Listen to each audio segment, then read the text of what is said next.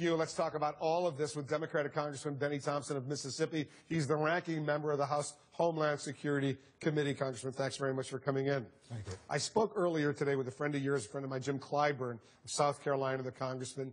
He pointed out to me something I didn't know. The state of Mississippi, your state, you're the only African-American representative from Mississippi, you won't fly that Mississippi state flag in your congressional office or outside your congressional office. Is that right? That's correct.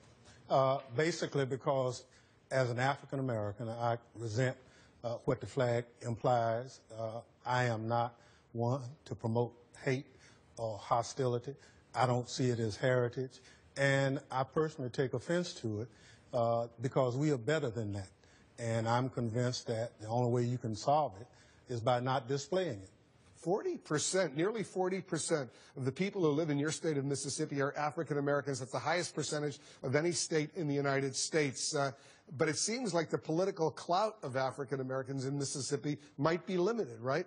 Well, it is, and just study the history. Had it not been for the Voting Rights Act, I wouldn't be here in Congress, nor a lot of the other officials. So it's always taken a federal oversight to make things happen.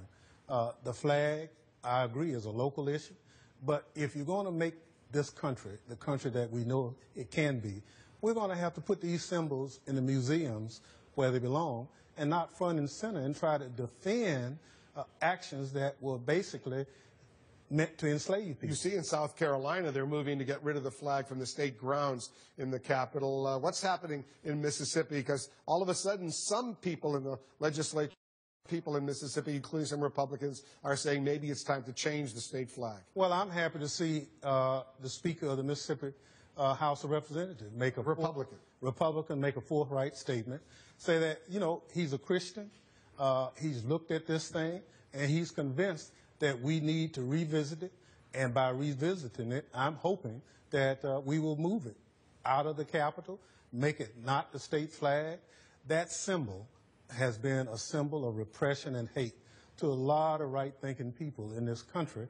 And I think in my state, we would do better by changing the flag, coming with something new that represents the new Mississippi and not the old Mississippi. Is this a partisan issue in Mississippi whereby the Democrats want to get rid of that symbol in the flag, the Republicans want to keep it? Is that what has been historically true? Well, I think it's a power struggle.